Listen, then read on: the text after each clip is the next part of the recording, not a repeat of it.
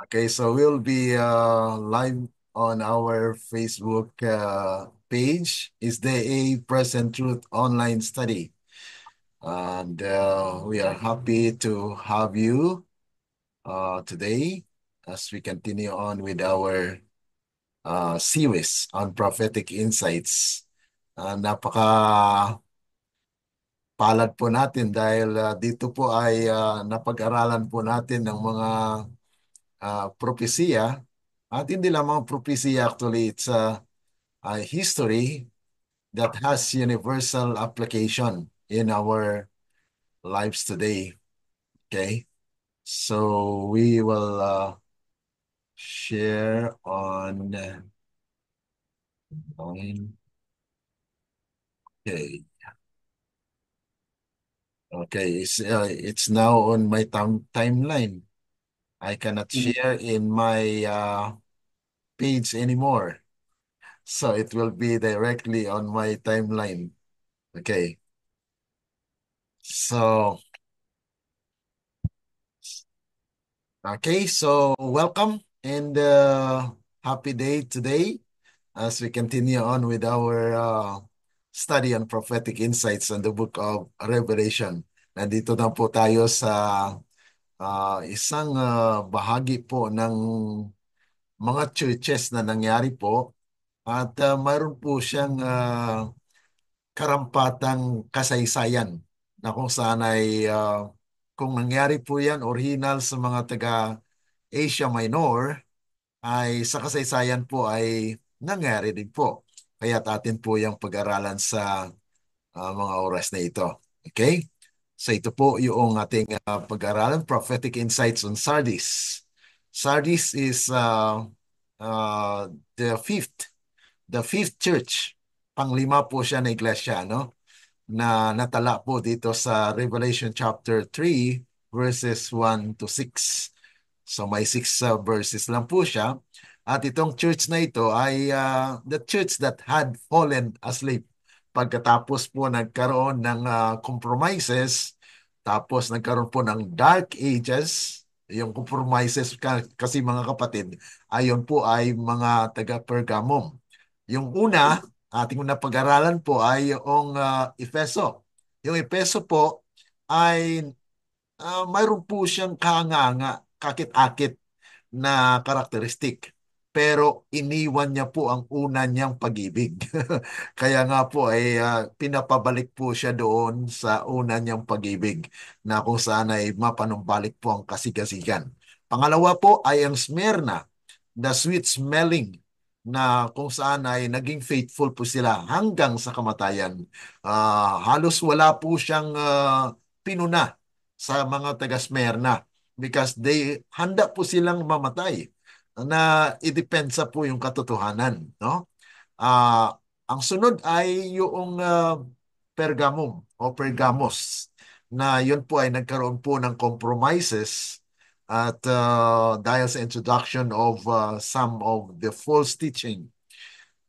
Nakakuan po natin yung kay Balaam at ang sunod po na church ay yung Tiatira.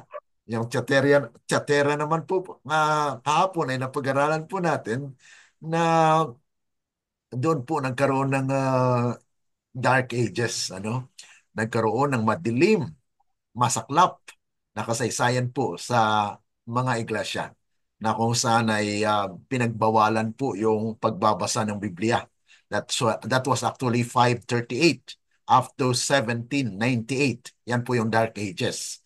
Ngayon po ay ating pag-aralan, ito po actually ay napaloob. Napaloob doon sa kasaysayan din po ng Tiatira. Okay? So atin po yung malalaman today. Okay? So the church that had fallen asleep. Okay. So atin pong tinitingnan yung lesson dito sa mga churches na ito. Kung ano po ang ating connection as Seventh-day Adventists. Because we need to see the connection why it was important for us to study the book of Revelation and also the seven churches. Okay. Para po sa ating prayer thought, ito po yung mababasa natin sa selected messages.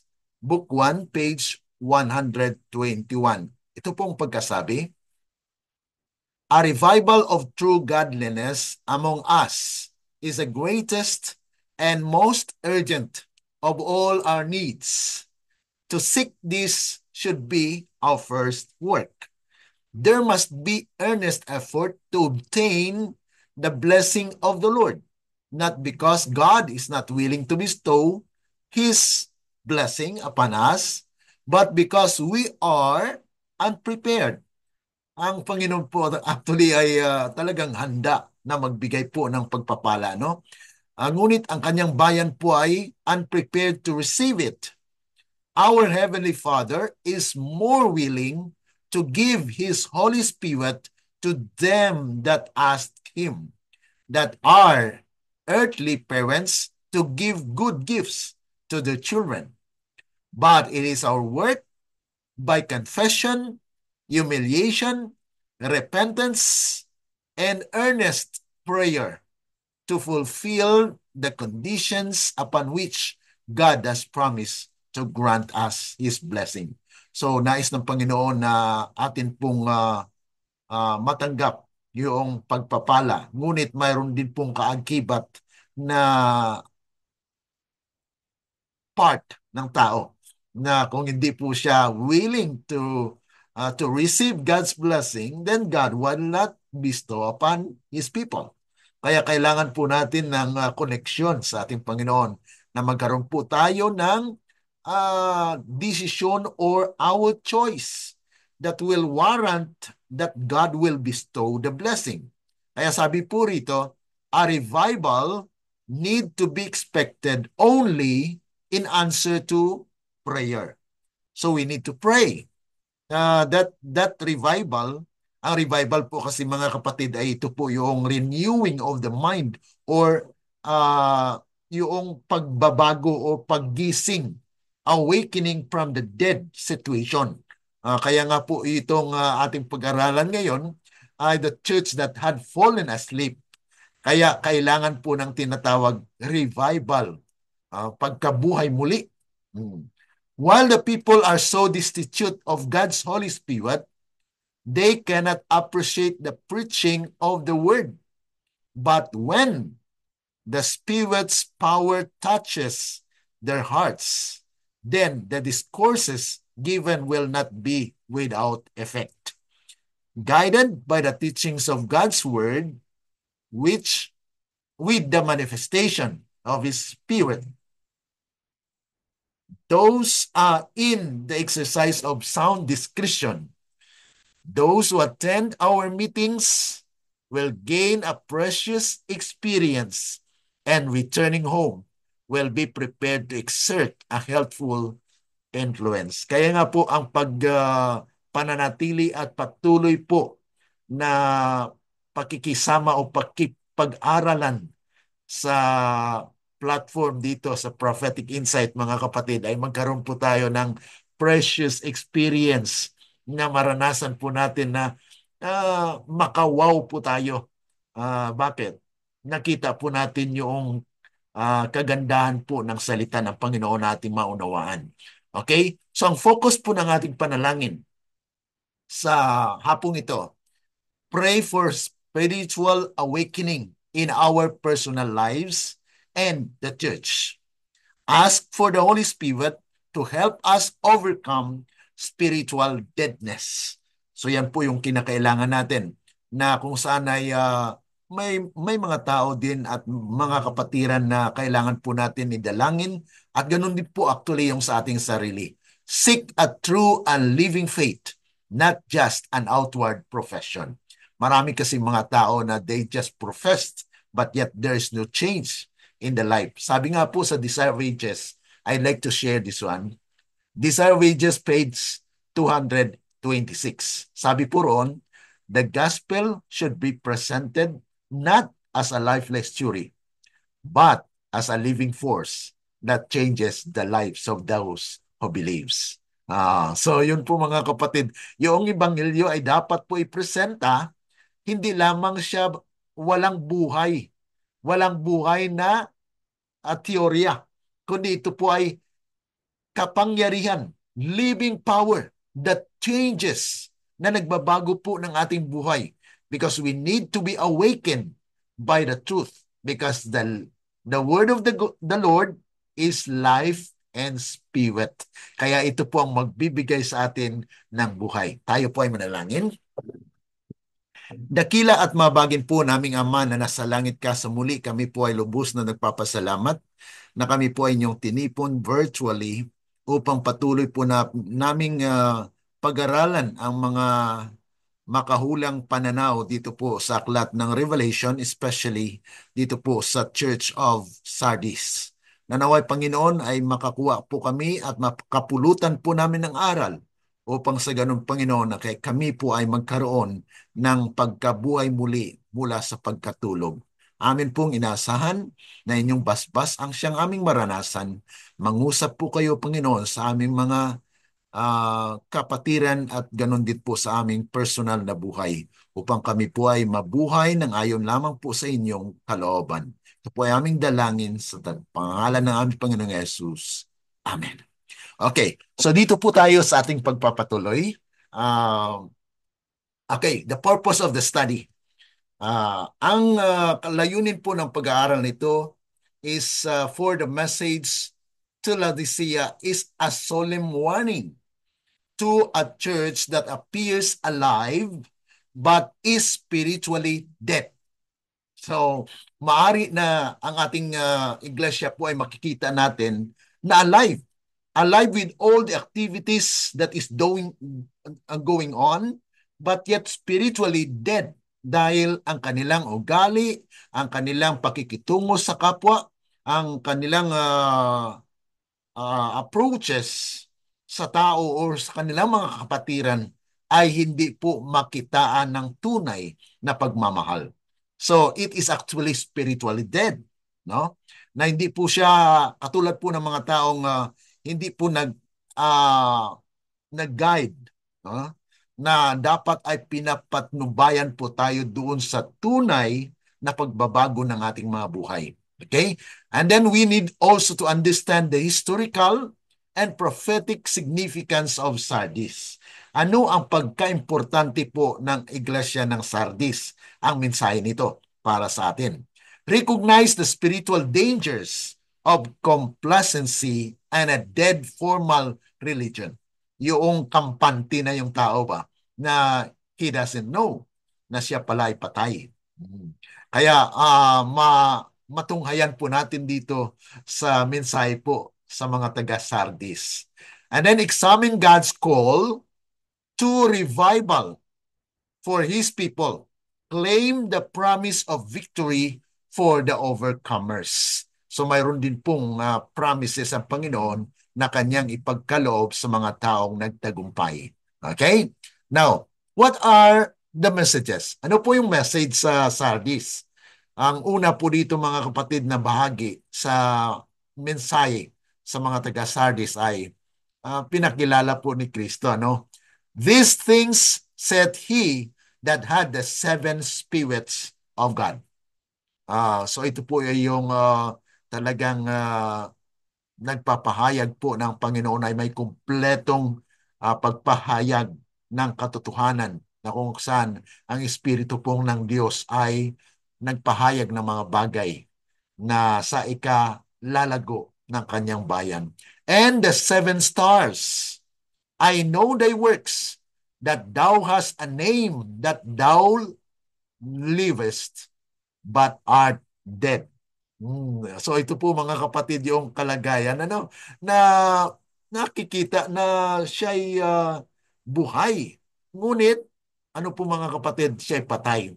Ito po ay lamang ay nagpapahayag na mayroon pong kalagayan na buhay siya pero patay ano. So there is somewhat opposite na makikita po natin. Kaya ito ay seryosong babala na aktibo tayo sa gawain pero ang atin palang relasyon sa Diyos ay putol na.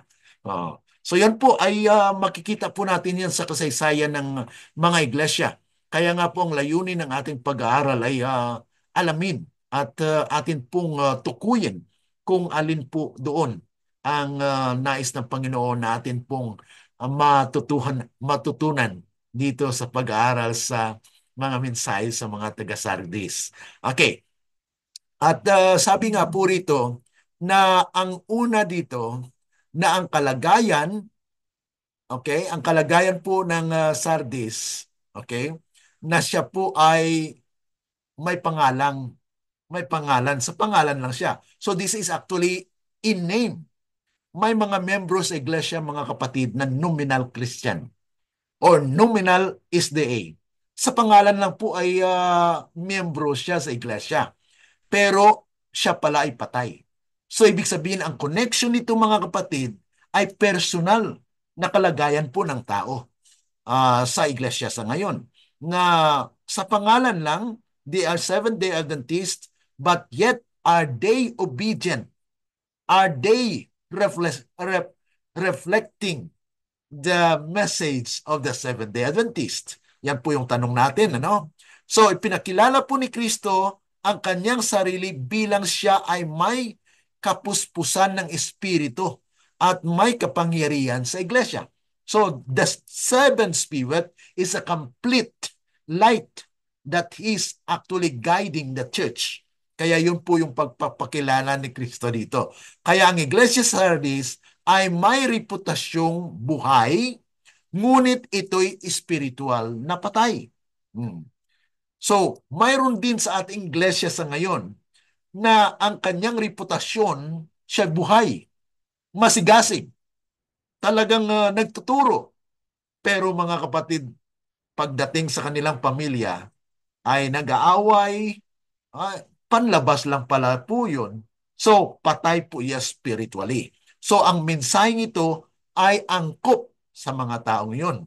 Okay? So, there is a universal application of the message to the Sardis na hindi lamang yun para sa kanila, kundi ay para din po sa kasaysayan at ganun din sa propesiya.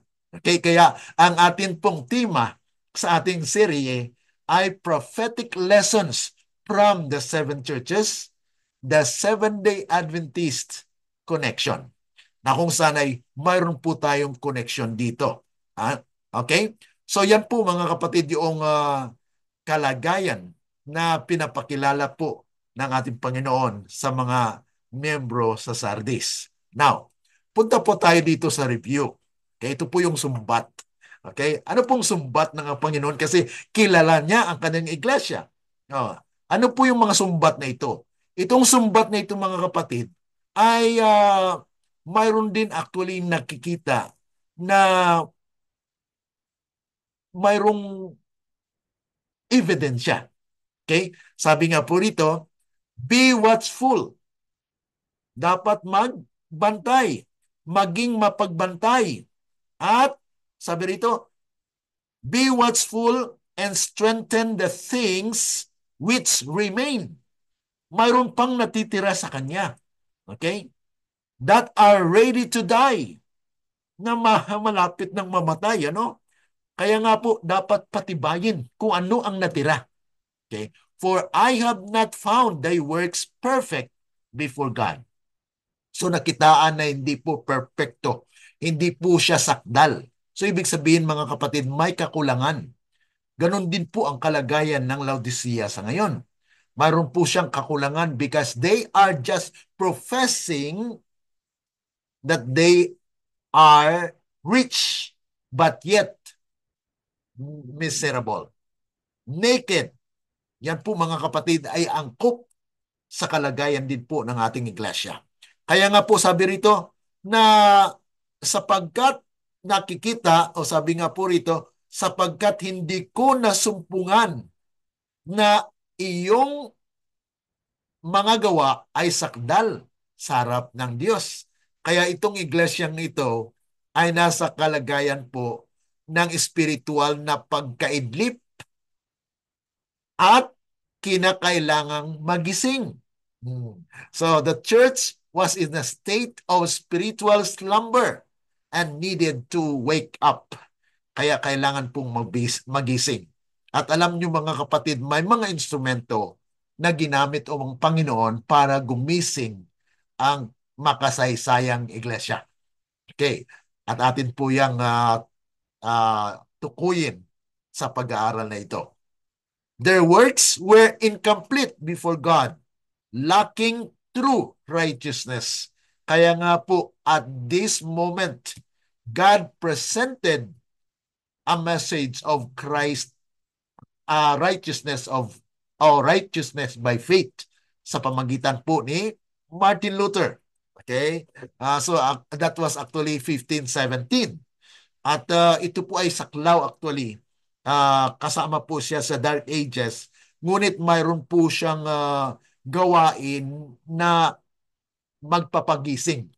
Na ito pong pagpapagising na it's a call for revival and reformation in the church sa panahong yon, mga kapatid. So, ang paalaala po rito, mga kapatid, call to remember and repent. Sa verse 3 po, ay mapapansin po natin dito na may panawagan sa pag-alala at pagsisisi. Kaya nga po sabi rito, remember, therefore, how thou hast received and heard, and hold fast and repent. So revival requires returning to the pure truth and genuine repentance. Kaya nga po, marami po sa atin na mga Seventh-day Adventists ay nakakaranas na rin ng complacency. Pag sinabi po natin complacency, ay kampante na nandito na sa atin ang katotohanan, pero ang tanong po, mga kapatid, are we growing in Christ? Na ito po ay dinagdag sa ating doktrina. Ano po? Dati ay 27 fundamental doctrines. Ngayon ay dinagdag po yung isa na ang title po nito ay Growing in Christ. At dinagdag po yan sa pang-11th chapter ng ating 28 fundamental doctrines na we need to grow in Christ. Ngunit ang tanong, is it truly happening among the Seventh-day Adventists? Yan po yung tanong. Na kung saan ay, yes, we need revival, but yet it is a personal matter. Yan po ay pansariling kaganapan na mangyari po, mga kapatid, because the church cannot corporately restore or revive, mga kapatid, because of the presence of the tares inside. Okay? Mayroon pong mga panirang damo. At yun po ang nasa propesiya. Nasabi nga po ni Ellen G. White, okay? Testimonies to Ministers, page 46. Ano pong sabi? There are two opposing influences exerted in the church today. So there are two kinds of people inside the church. Yun na nga po, mga kapatid, yung nominal Seventh-day Adventist. Nakatulad din po sa Sardis, ay pinaalalahanan po sila na patibayin ang natira. So, those who remain faithful must be faithful. Dahil ano po ang warning dito ni Kristo? Mayroon pong warning dito, mga kapatid, na ito po ay isang panawagan din ng ating Panginoon na maganda. Ano? Babala ni Kristo. Sabi rito, kung hindi ka magpupuyat, ako'y darating sa iyo na parang magnanakaw at hindi mo malalaman kung anong oras ako'y darating sa iyo. So ito po, mga kapatid, yung isa sa mga misunderstood statement. Bakit ko pong sinabi na misunderstood statement? Na ito po ay minsan ay inaakala natin na second coming. Dahil yung second coming ay sabi ng iba ay baka darating na ang Panginoon bukas. Kasi they are expecting that Christ will come suddenly. Pero ang tanong, mga kapatid, ito po ba ay patungkol sa second coming or sa judgment ng Panginoon? Okay? Ang judgment po, mga kapatid, ay mangyayari before pa man darating si Kristo. Okay? Ito po ang dapat natin unawaan. Na kung saan ay ang judgment, ang paghatol, ay katumbas po ito sa harvest. Okay? Ang harvest po ay pag-aani. At hindi aanihin kung hindi pa hinog, hindi pa mature. So there is a growing stage na kung saan kung handa na po anihin ang bayan ng Diyos, ay aanihin niya. Okay? So there is a process wherein God's people are being progressing into the truth. Dahil kailangan po mga kapatid na sila ay lumago. At kaya nga po may babala na kung saan ay dapat magpuyat. Ano po ba ang pag magpuyat? Ibig sabihin talagang nagbabantay. Dahil ang sabi nga po, mapalad ang nagbabasa, ang nakikinig, at ang nagbabantay sa mga bagay na nasulat dito. Dahil malapit na ang panahon. So there is a target why these messages was given to the 7 churches. Na yun po ay paalala na nangyari po yan literally sa mga iglesia sa Asia Minor. At nangyari po pangalawa sa kasaysayan. Ngunit may pangyayari po na hinaharap na itong warning na ito ay may sa katuparan. Bakit po mga kapatid? Dahil kung ang ating membro sa iglesia po ay kampante na, katulad ng mga taga-Sardis, darating si Kristo na hindi natin alam. Ang pagdating na ito mga kapatid, hindi po yung second coming, kundi darating po siya as a thief in the night. Ang thief in the night mga kapatid, ay hindi mo talaga alam na siya'y dumating. Maliban lamang kung may nakita ka ng ebidensya na may nawala. Kaya yung mga taong hindi po naligtas, they will memorize the memory verse, Jeremiah 8:20. Ano pong sabi sa Jeremiah 8:20? The harvest is past, and I am not saved. Nakalipas na ang pag-aani, pero ako'y hindi naligtas. Yun po yung realization na ang natira sa kanya ay hindi niya pinagyaman, hindi niya pinatibay, kaya nga po dinatnan siya ng Panginoon na he received the verdict of the Lord na ikaw ay hindi kasama. Yan po yung ibig sabihin nun. Once you have rejected the truth, mga kapatid, you have rejected Jesus Christ. So ibig sabihin, Christ came to you at the night. Hindi mo alam.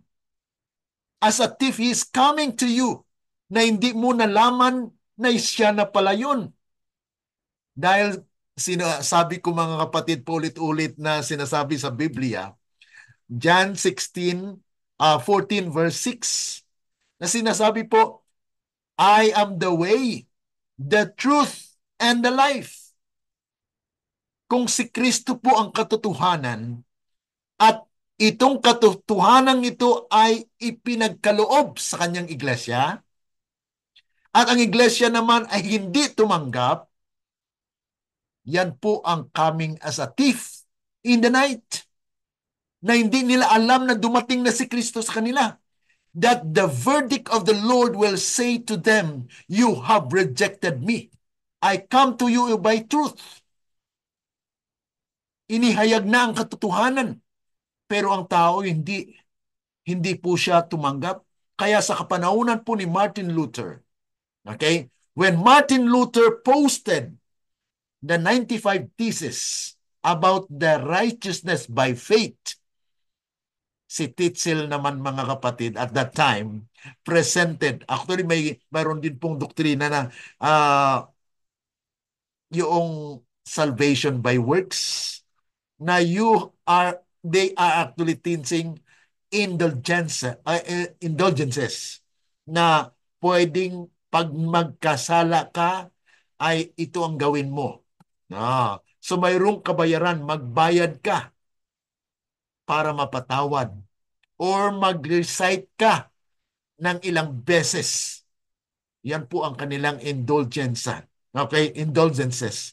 Na kung saan ay para maibsan ang bigat ng kanilang kasalanan, ay manalangin sila ng ilang beses.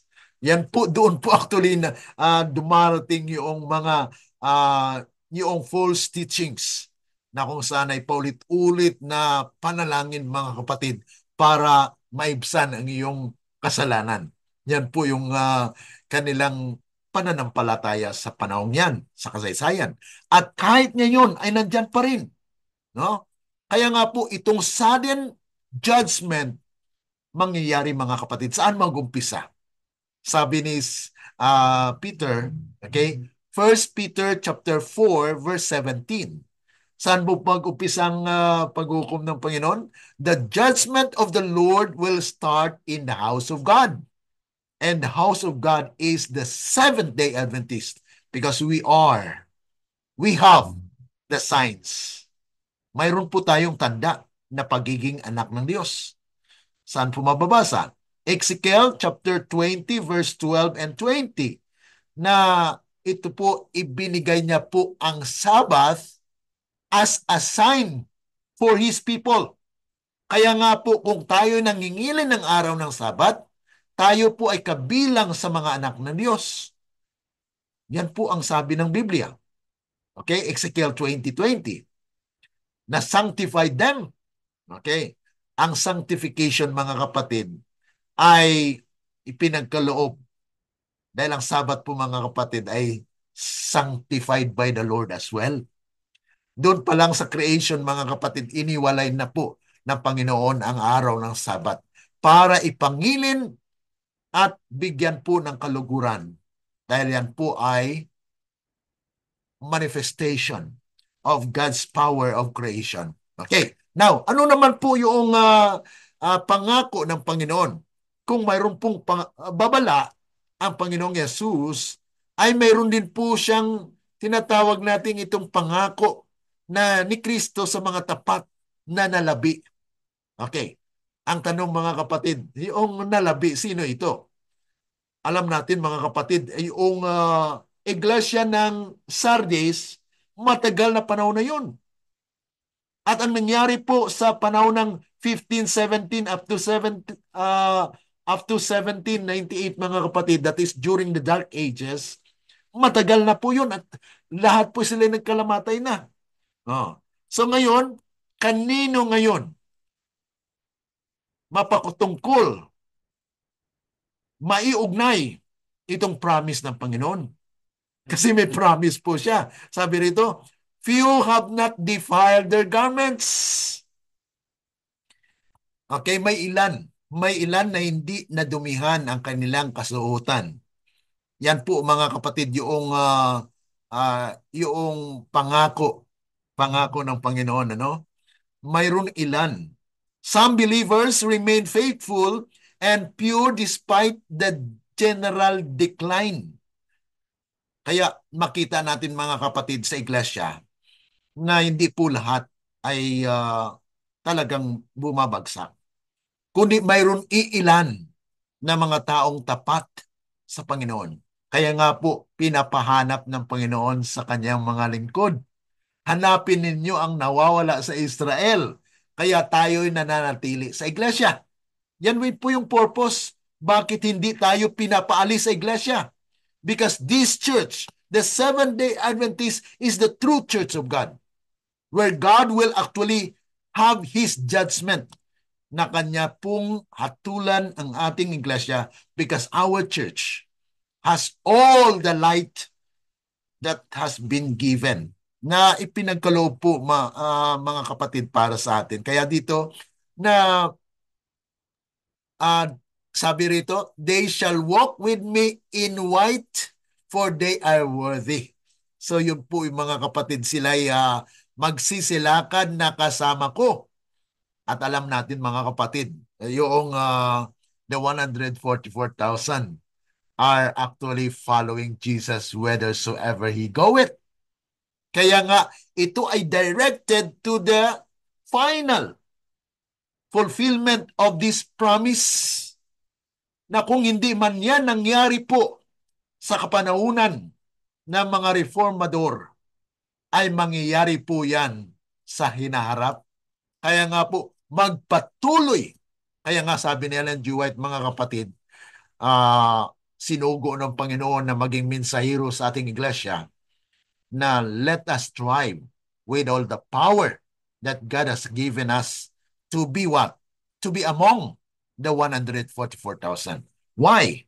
Because the first vision of Ellen G. White, dapat po nating maunawaan, the first vision of Ellen G. White was the traveling few, the 144,000. Na kung saan ay sa dulo makikita, mga kapatid, na habang doon na paliit ng paliit po ang daanan, maraming nahuhulog at kokonti lamang ang nakatayo at nakatapos ng kanilang paglalakbay. So yun po, mga kapatid, yung pangako dito na kung saan ay sila po ay magsisilakad kasama ko at hindi nila nadumisan ang kanilang damit. Ang damit na ito, mga kapatid, ay katwiran actually ni Kristo. No? Na kung saan ay sila ay naging karapat-dapat. Hindi ibig sabihin, mga kapatid, dahil sa kanilang magagawa, kundi dahil sa gawa ng Panginoon sa kanilang mga buhay.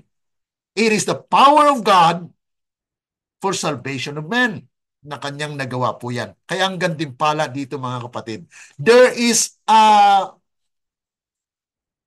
promise na regalo ng Panginoon. Gantimpala po ng Panginoon na ipinagkaloob sa mga tapat na mananatili. At sabi nga po sa Matthew 10:23, ang magpatuloy hanggang sa wakas ang siyang maliligtas. Kaya nga po in the process, God is actually giving us time to restore back kung anong nananatili at natira sa atin na panahon, mga kapatid. Pagtibayin at sinupin na ipagkaloob ang ating buhay. Sabi nga po rito, he that overcometh, the same shall be clothed in white raiment. Kaya ang nagtatagumpay lamang, mga kapatid, ang magkaroon po ng puting damit. Itong puting damit na ito, mga kapatid, ay katwiran ni Kristo. Ito na po yung sinuklob ni Kristo kay Adam and Eve. Noong hinanap po sila, ay tinawag sila. Okay? And then, sinukluban po ng damit ng tupa. Ibig sabihin, mga kapatid, at the start, there was a victim. Mayroon pong biktima. Ang biktima, mga kapatid, ay yung tupa. Ano? Pinatay po para makuha ang kanyang damit. At yun po ang sinuklob kay Adam and Eve.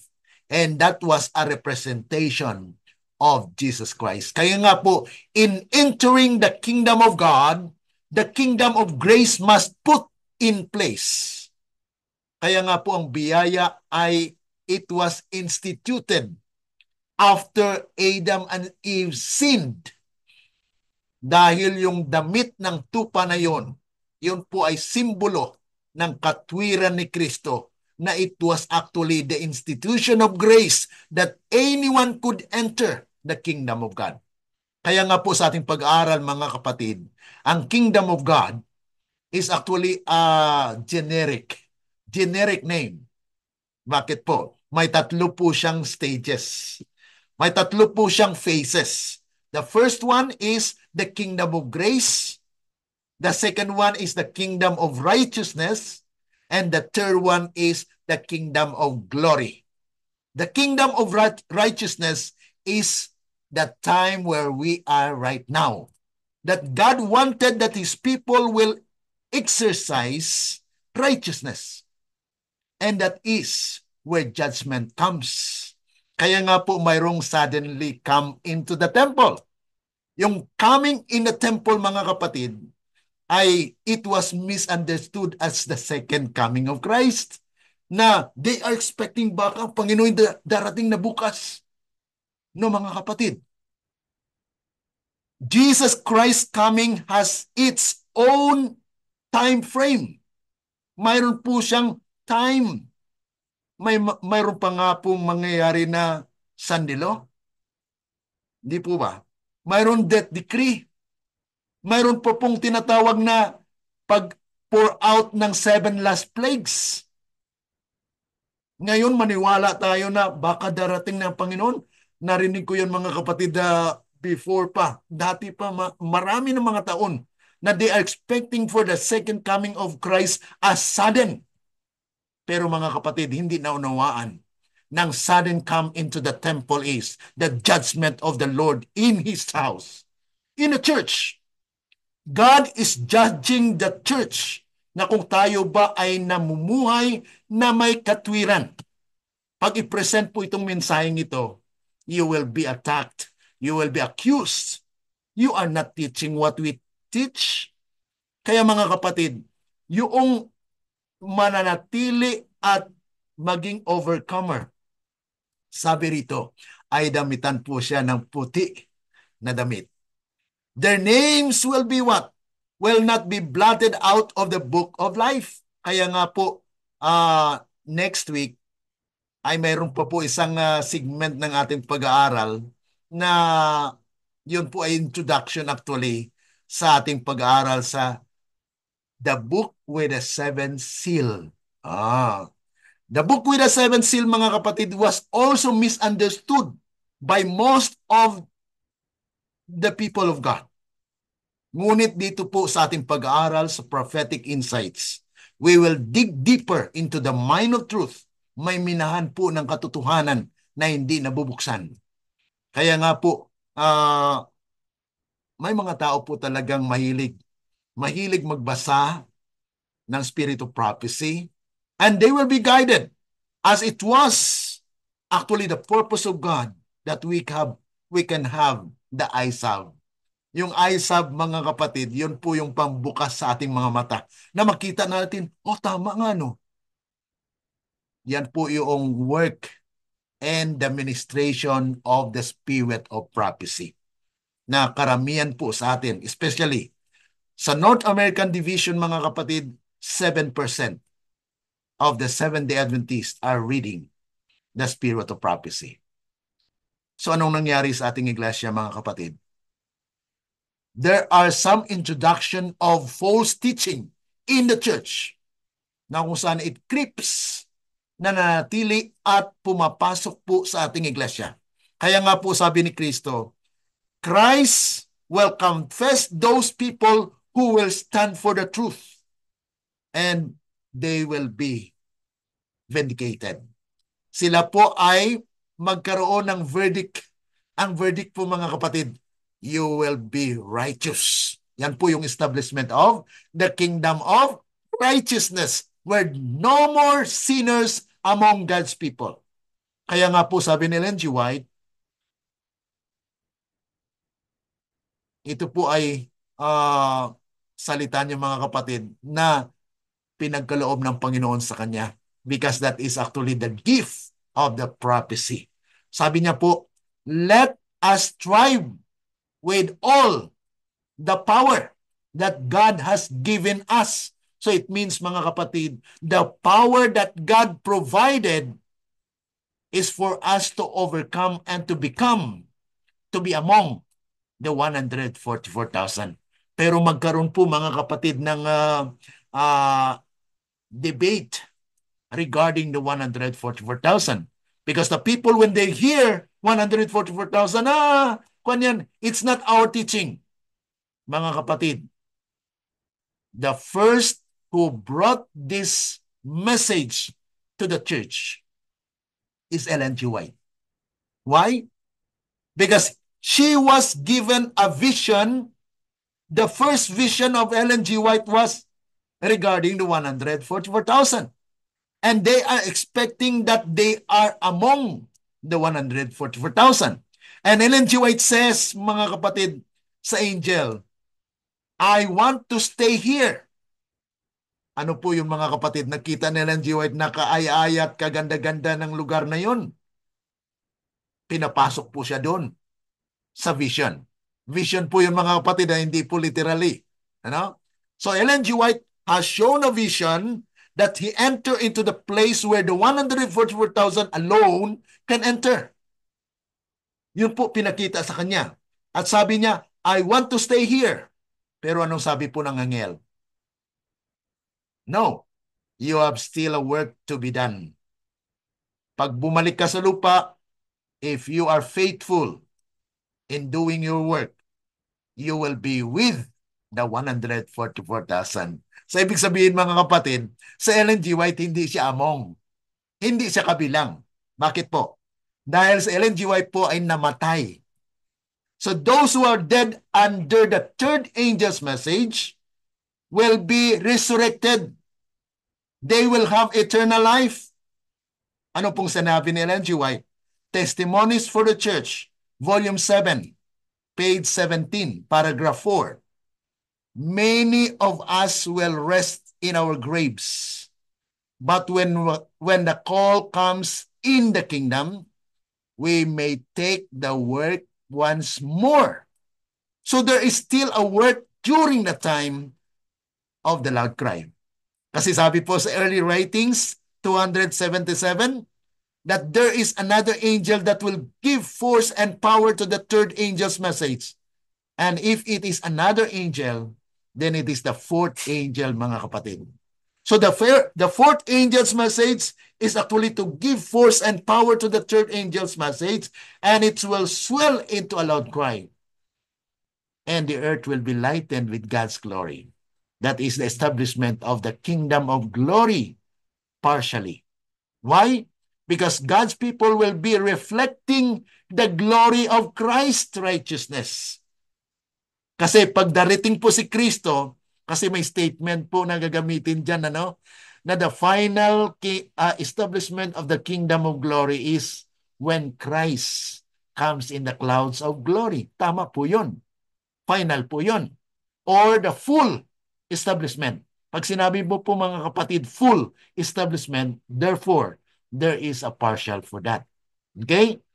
So ang full establishment niya po mga kapatid ay kung darating siya sa clouds of glory. Dahil ang kanyang bayan on earth are already prepared. They are already glorified. They are transformed from glory to glory. That is actually the preparation where they will not be defiled. Their garments are white because Christ is in them. Okay? So yan po yung promise mga kapatid sa faithful remnant that they will live an eternal life without tasting death. So sa history mga kapatid, ito na po yung kasama po siya actually doon sa Dark Ages, ano? Dahil yung Thyatira po mga kapatid ay from 538 up to 1798. So that is actually the Thyatira. So it actually overlaps with the Sardis. Sardis po ay 1517 to 1798. Na ito po ay mayroon pa siyang natira. Ibig sabihin, sabi doon ng Panginoon, kung ano ang natira, pagyamanin at pagtibayin. Pero ano nangyari sa iglesia mga kapatid? Noong na-present po ni Martin Luther ang righteousness by faith, it was still rejected by the church. But there are some people who have accepted it, and so they will be among those people who will be resurrected in the time of resurrection. Okay? So Sardis represents the Protestant Reformation period, when reformers broke away from Rome's corruption. Ito na po yung paglitaw ng mga Protestantism. Lutherans, okay, at Presbyterians, Baptists, Methodists, yun po mga kapatid yung Protestant na umusbong mga kapatid. At yun po actually yung mga pagkain. Mapag-aralan po natin yan sa Ezekiel chapter 4, the 6 grains. Dapat po mapag-aralan natin yan. Ano? Ezekiel 4 po yan, mga kapatid. Basahin nyo lang.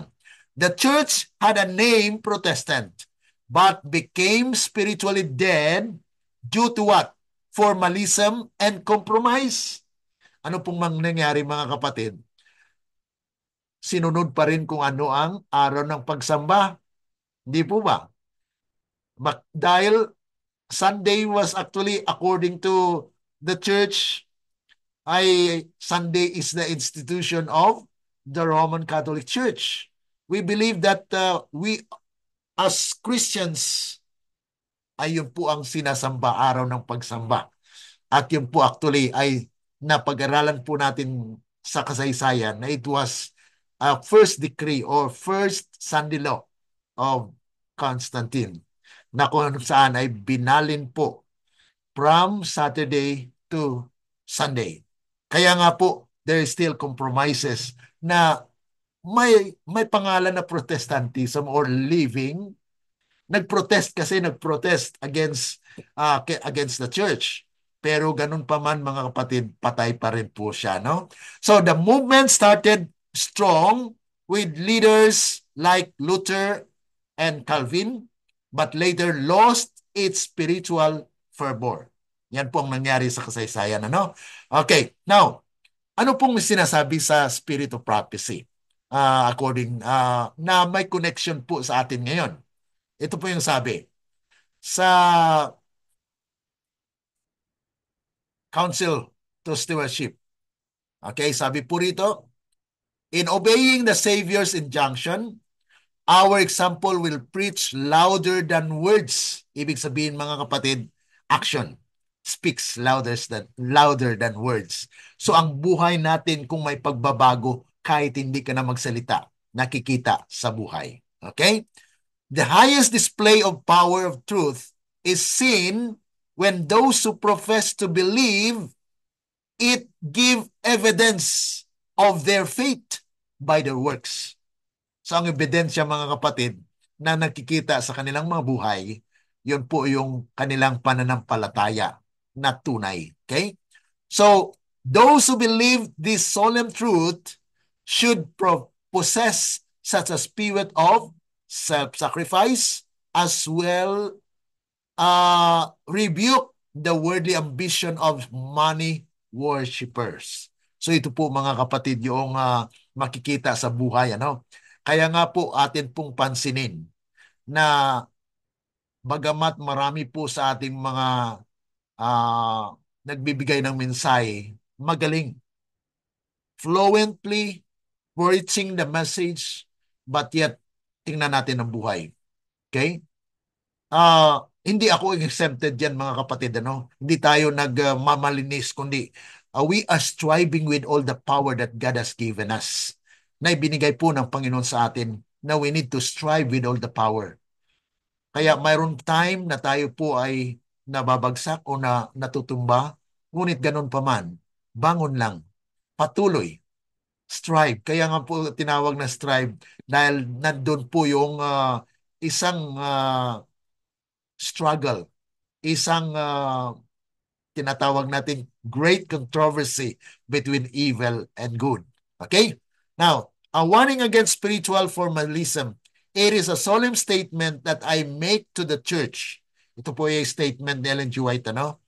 That not 1 in 20 whose names are registered upon the church books are prepared to close their earth history. Ito po, mga kapatid, ay makita natin na marami po mga Kristiyano professing to be Christians but yet lack of true conversion. Kung sa panahon po ni Ellen G. White ay none in 20.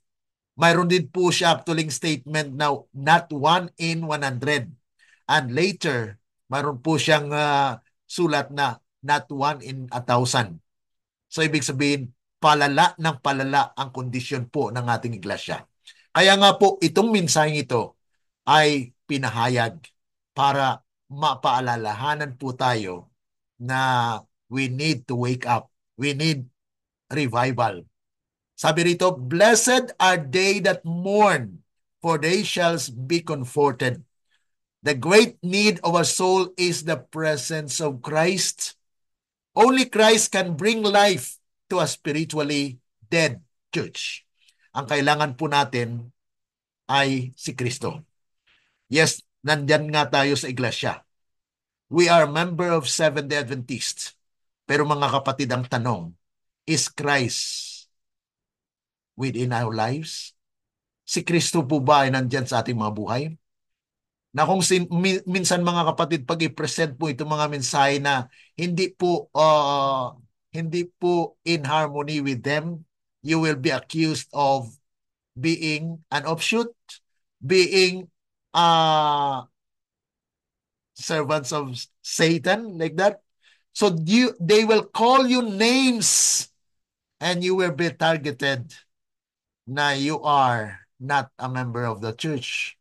Pero mga kapatid, we as Seventh-day Adventists, we believe that this is the true church of God. Kaya nga po ang ating grupo po sa Facebook ay is DA Present Truth Online Study, because the message is intended for you and me.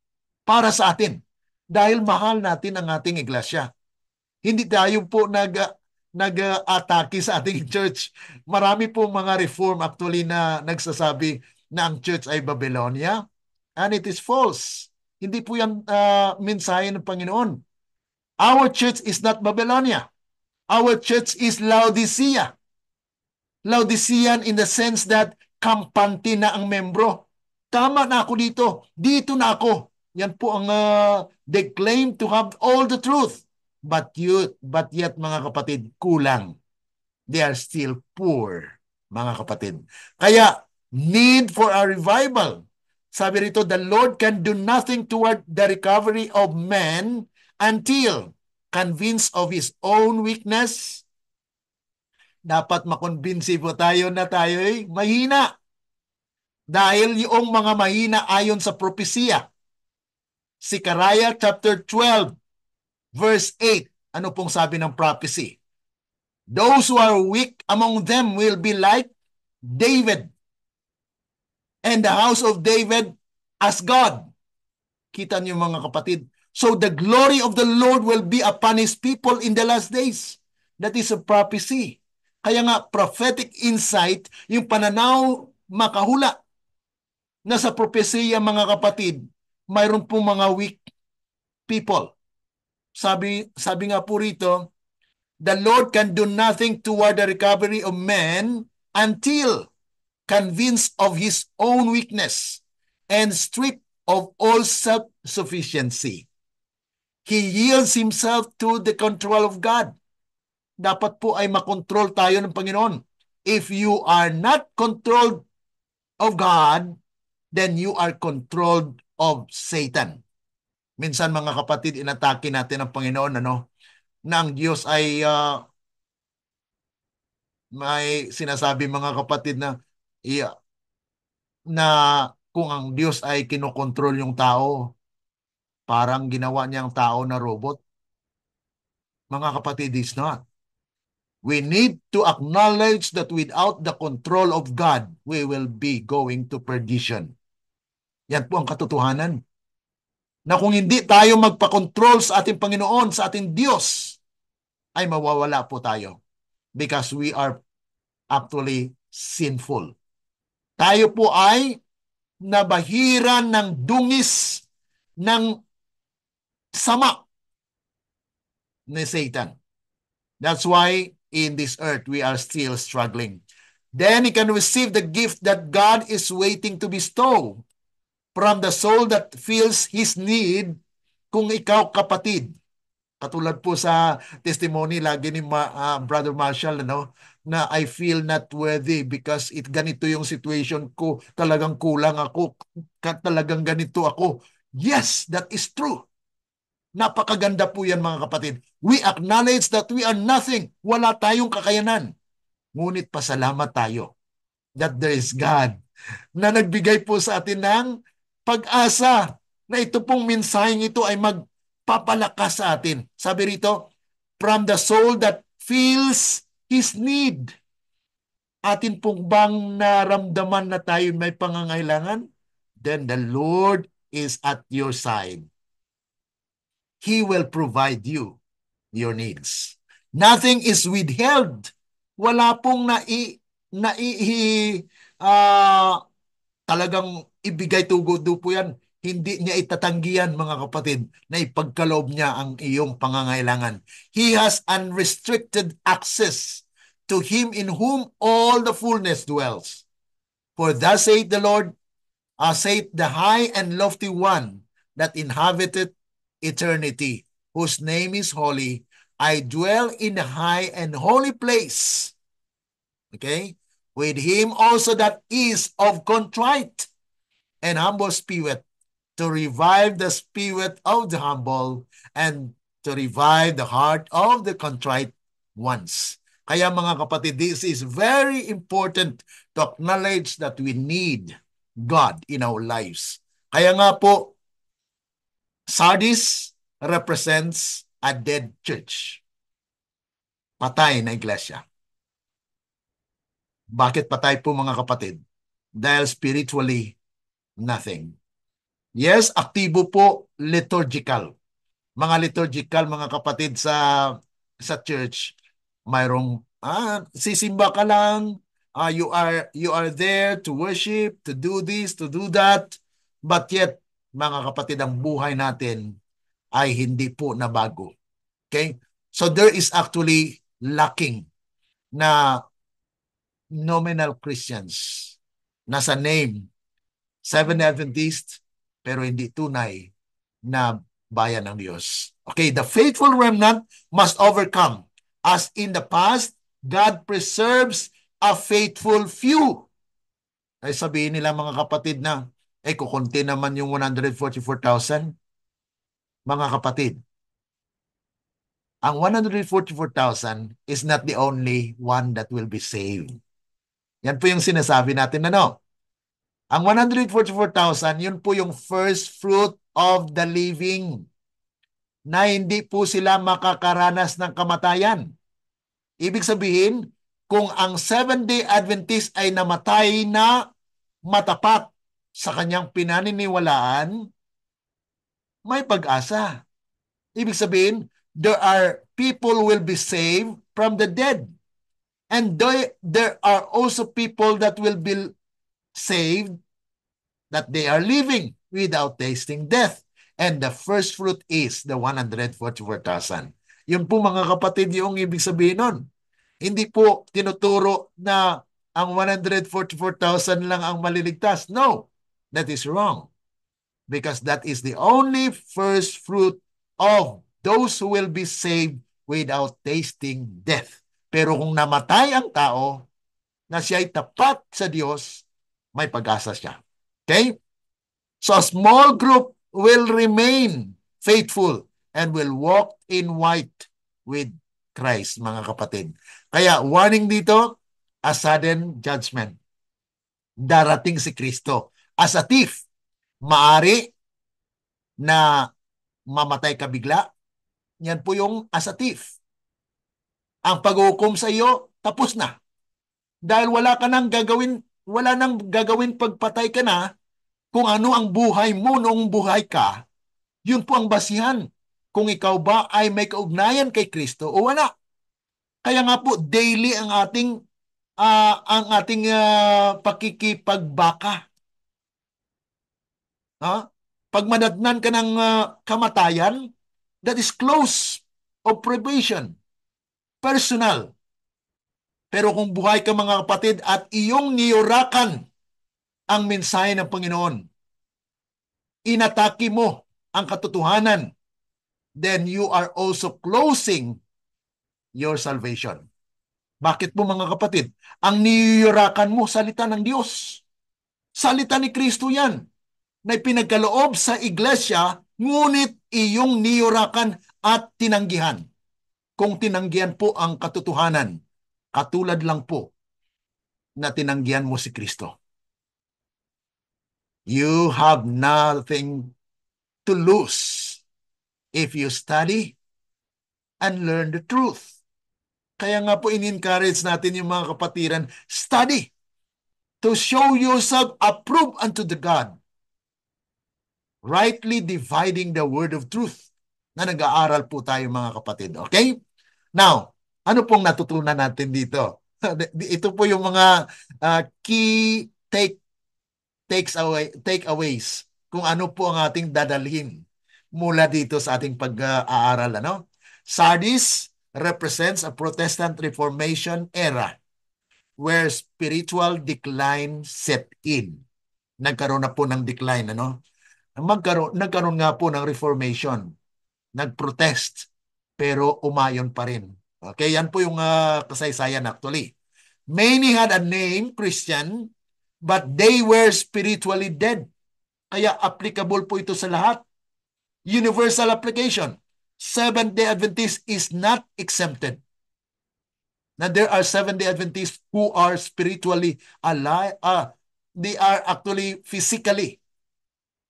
Pumupunta kayo kasi ng church, nagbibigay na ikapo, nagbibigay ng ganito, ganyan, o offer, lahat ng ginagawa sa church.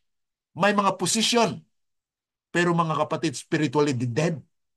Ibig sabihin, hindi nakikita ang tanglaw ng buhay ni Kristo. Katulad po sa karanasan po natin. Nagkaroon po ako ng crusade. No? Dahil ang promotion po, okay, mag-baptize kayo. Para ma-increase yung sahod ninyo. As a church pastor, ay nag-crusade. How many crusades? Nagka-baptize po tayo. 13 souls. Okay? After a year, dahil iniwan mo na yon, sinabi mo sa pastor, district pastor, pastor, pakikwa naman ito, alagaan nyo naman po at bisitahin. Pero after a year, mga kapatid, pagbalik ko, mga kapatid, ang 13 souls, walang natira sa church. Ang isa ay nagsisimba, pero hindi doon sa church na yon. Sabi, kaya binisita ko mga kapatid. I visited the church member na member po siya sa isang iglesia. Pero sumisimba po siya sa ibang iglesia. Ang sabi ko sa kanya, bakit hindi ka sumisimba doon sa church na nabaptize ka? Sabi niya, ang mga ugali ng mga tao dyan mas kuwan pa, hindi makumpa. Ibig sabihin mga kapatid, mayroon po siyang nakikita na mayroon pong mga members sa iglesia na aktibo, members sa church, mga leaders sa church, pero sila ang naging dahilan ng pagtalikod, pag-backslide ng mga membro sa iglesia. So this is a condition of the church na kung saan ay they are in name but yet had no spiritual connection with Jesus Christ. So Christ calls for revival, repentance, and return to true faith. Ng pananampalataya po mga kapatid ay pinagkaloob ng ating Panginoon. A faithful remnant will be clothed in white and will walk with Christ. Kaya ito po ay may sukdulan ng finality nito ang makaabot sa estadong ito ay ang 144,000. Kaya doon nagdirekta mga kapatid. So ang lahat ng mga mensahe doon sa 7 churches actually are directed to the 144,000 where they have completed all the essential oils. Ang oil mga kapatid, ang lana na naging bahagi po ng kanilang buhay. Mga tanong sa ating personal mga kapatid. Do we have only a name as Christians? Or do we truly live by faith? Are we spiritually awake? Buhay po ba tayo spiritually or dead? Have we fallen into complacency? Nahulog po ba tayo sa pagkakampante na lang? Na kahit yung ating pag-aaral sa Biblia, panalangin, ay wala na. Okay? Are we among the faithful remnant to remain pure and prepared for Christ's coming? Yan po mga katanungan na dapat personal itong nating sagutin. He that hath an ear, let him hear what the Spirit says unto the churches. So ito po yung mga katanungan personal. If you have any reflection, reaction po sa ating mensahe sa hapong ito, ay maaari lamang pong buksan ang inyong microphone and you can say something as reflection or interaction po dito sa ating mensahe ngayong hapon. Okay? Brother Marshall, if you have any. Ay, wala yatang ano, ah, privilege na akong magsalita. Ah, sa mga nagpapasalamat ako, Pastor, sa mga ganitong katotohanan na talagang gustong-gusto kong pag-aralan, dublihin na basahin, at lalo dun sa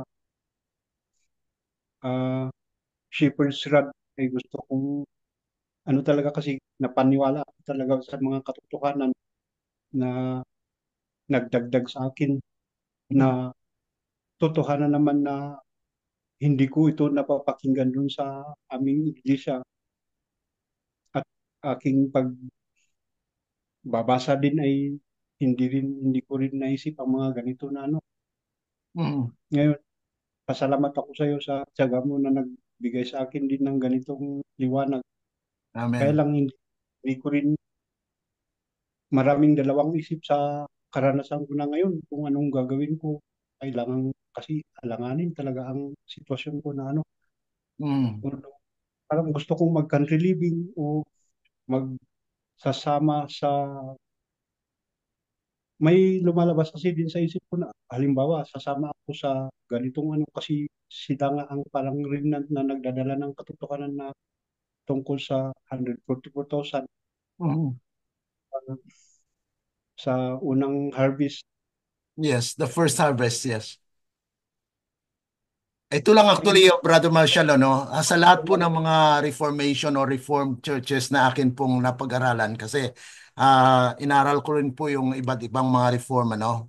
Ah, kahit yung mga reform doon sa Mindanao, yung sa Wilderness, doon sa mga iba't ibang klase ng reform ay they are actually attacking the church or they are saying against the church.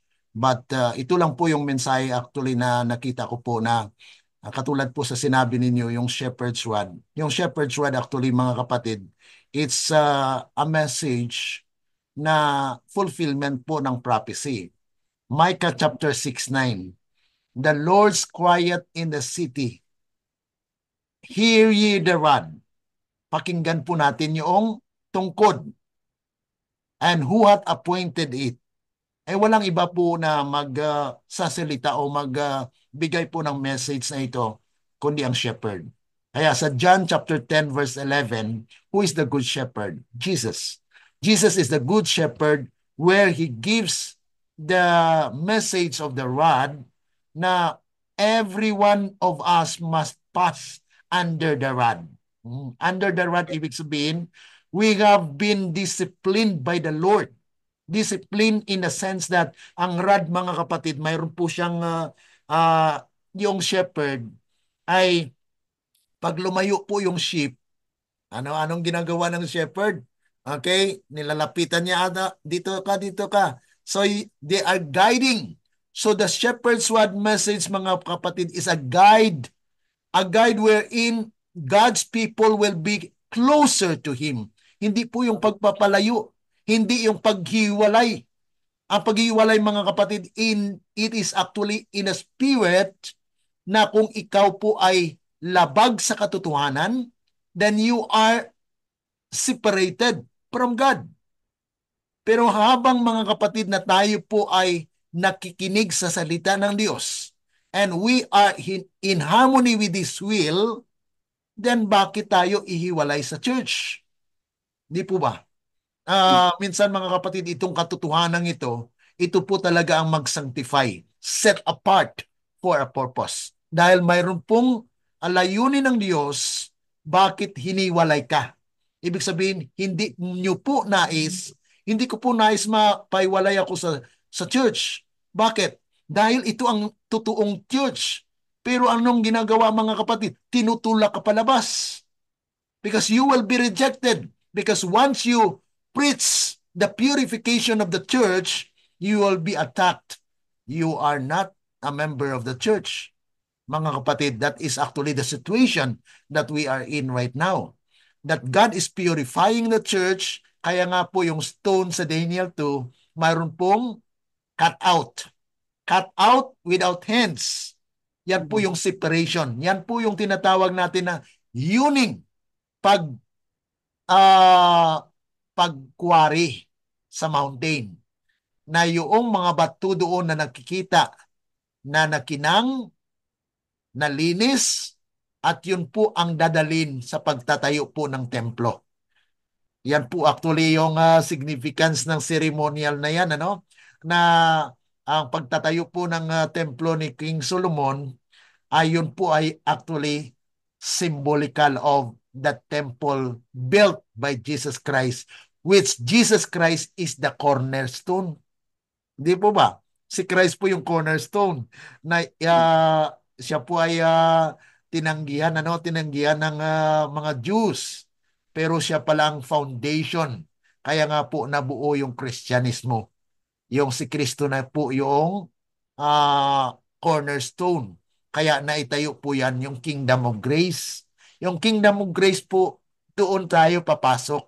No? So pag na-under na po tayo sa Kingdom of Grace, hindi ibig sabihin na hindi na tayo susunod sa kautusan niya.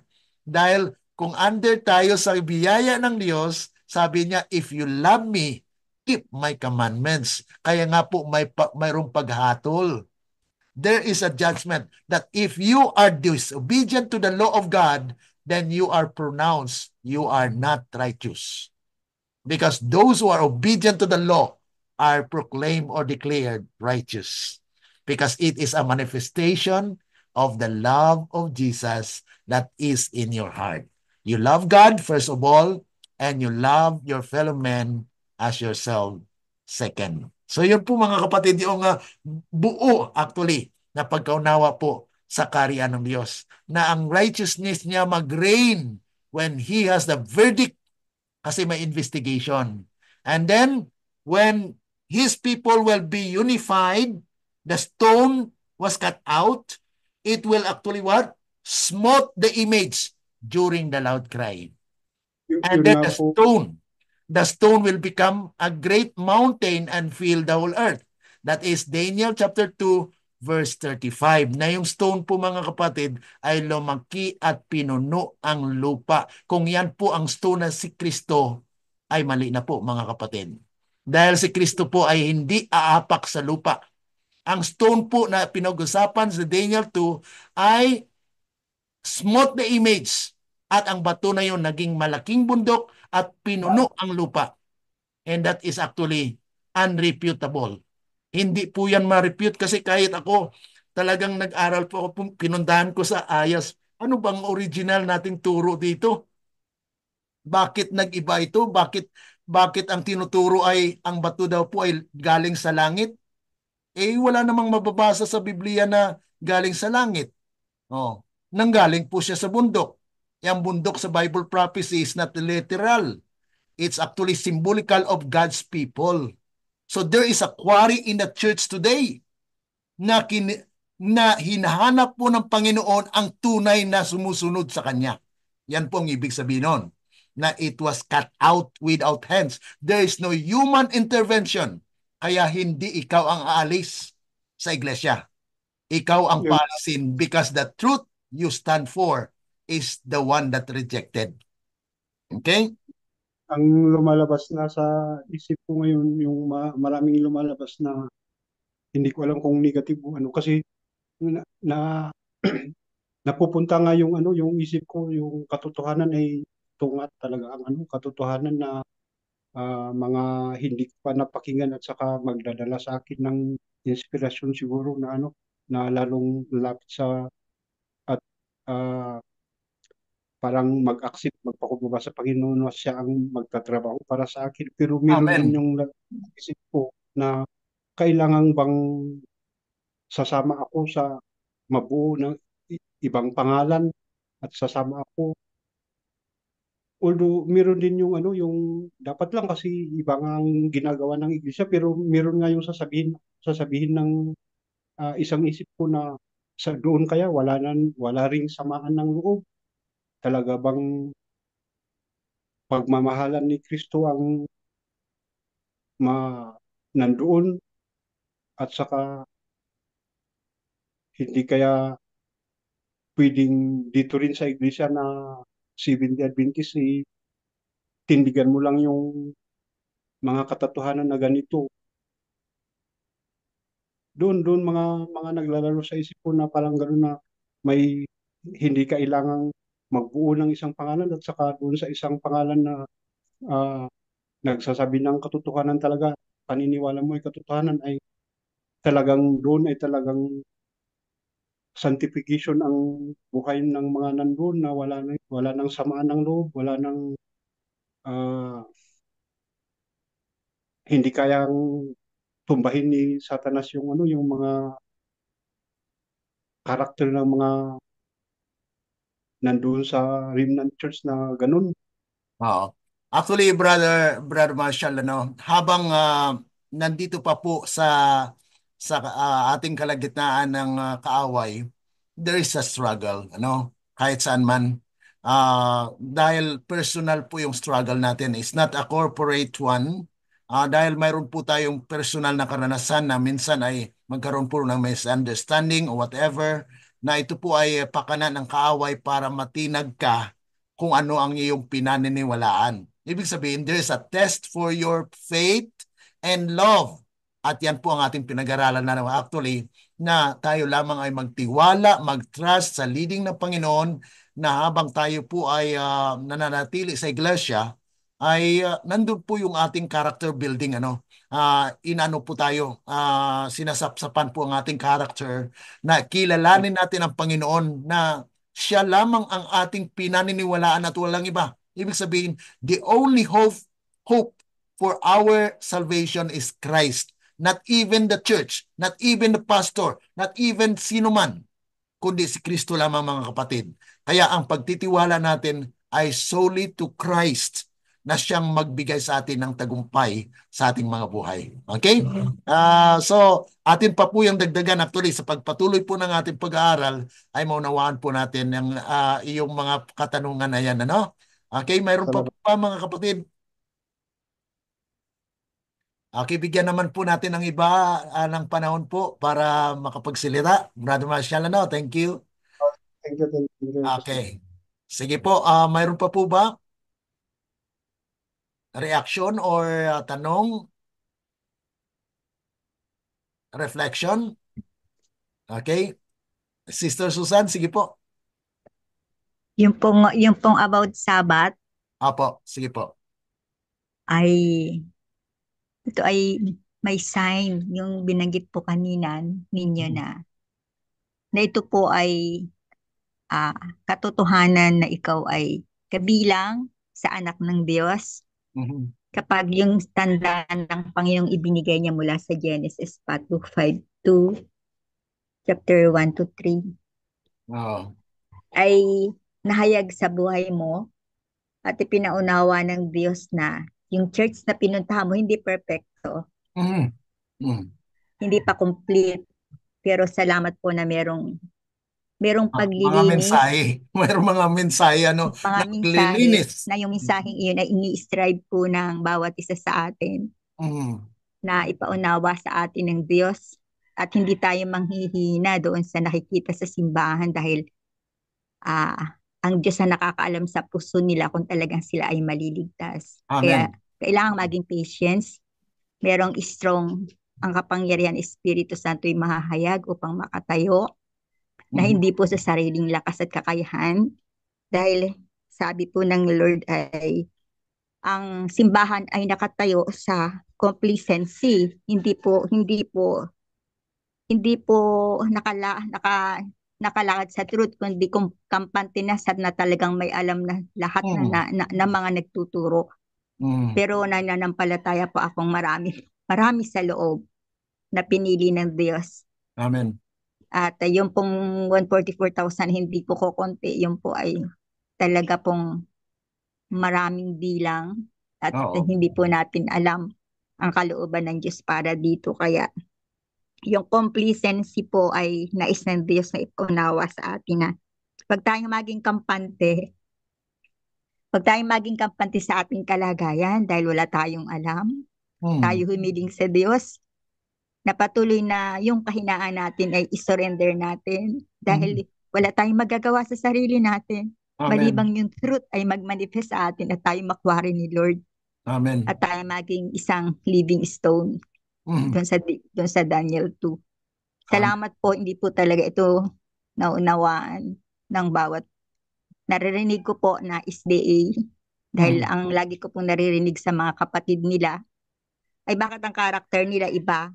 Yung pong naririnig ko kasi ay mga born again at tinuturuan ko. Mismong kapatid ko, ang dami nila. Kami lang ni nanay niya, tatay niya ang naging born again. Ayaw sumama po doon sa mga kapatid. Dahil ang ugali. Kaya lagi ko pong narinig yung character. Nung nasa island po ako, ganun din po ang ipinahayag ng Diyos. Napaka-boastful, yung alam, ang tingin sa sarili, punong-puno na. Kaya panatag na, nasa kanya na ang lahat ng turo. Yung po palang itinuturo sa atin ng Diyos upang yung mga nakarinig ay magbigay ng buhay sa Lord, makinig, pero kailangan i-serve, kailangan mag-starving, yung talagang hihilingin sa Diyos na yung struggle na nararanasan ay maging tunay na ayusin ng Panginoon at magtagumpay tayo. Kaya may narinig din po ako na isang galing sa born again na ang sabi niya ay bakit tinataas ninyo ang SDA? Yun naman po Hmm. ang narinig ko dun sa kabila. Bakit itinataas ninyo ang SDA? Ang turo ninyo para bang sinasabing ang SDA lang ang ligtas. Hmm. Kasi nandyan ang katotohanan. Hmm. Pero salamat po na hindi yun nakakapagpahina dahil sabi ko po sa kanya, ang SDA ay hindi din kumpleto. Katulad natin, wala tayong kaalaman. Yun po ang sinagot ko sa kanya. Pero kung gusto mong turuan ka ng Diyos, hilingin mo, magpi-prayer ka talaga para Amen. turuan ka dahil yung nakikita mo at naririnig mong teaching ay kailangang kumilos ng Diyos sa iyo dahil hindi naman tayo ang gagawaan sa buhay natin para tayo matuto, kundi ang Diyos. Kaya Amen. tumahimik po siya, sabi niya makikinig siya uli. Amen. Makikinig po uli siya dito po sa Zoom. At yung Amen. pong isang nasa Samar ay sabi po niya nakikinig po siya ngayon sa Ah. teaching. At yun po yung nais na maunawaan din yung kanyang salita. Kaya dalawa po sila na iba't iba pong mga karanasan na sinasabi sa akin. Pero nariyan po sila na patuloy namang nakikinig at ang dami po nilang mga tanong. Ang dami po Amen. talaga nilang mga tanong, katulad ko po rin noon.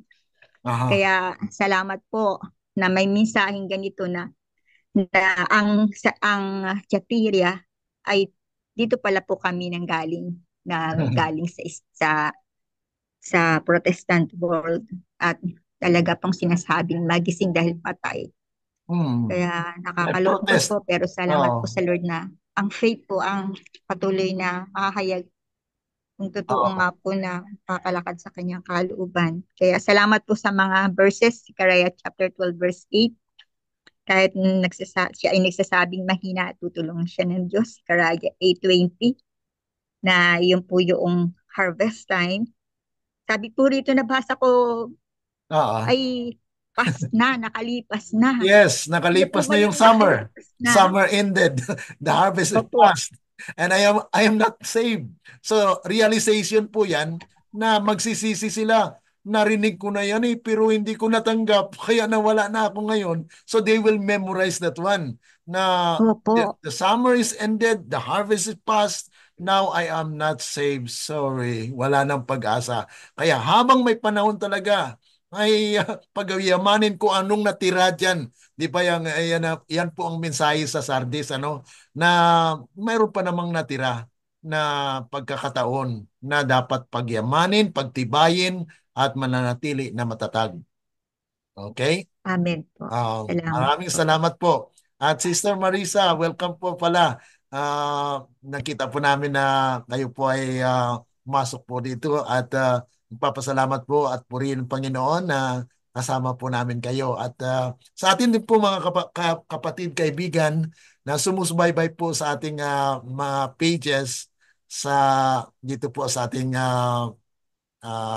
timeline din sa akin at sa SDA Online Study ay welcome po at bukas po ay yung pangatlong kwan po natin dahil 3 times a week po tayo, Tuesday, Wednesday at saka Thursday ay pag-aralan po natin bukas ang Philadelphia. Okay? And then next week po ay yun po yung pag-closing natin ng ating serye sa prophetic lessons on from the seven churches. So mayroon pa po tayong pag-aaral na Laodicean, tapos yung mga warnings and promises, yung great controversy in the seven churches. Yan po yung pag-aralan natin next week. Okay?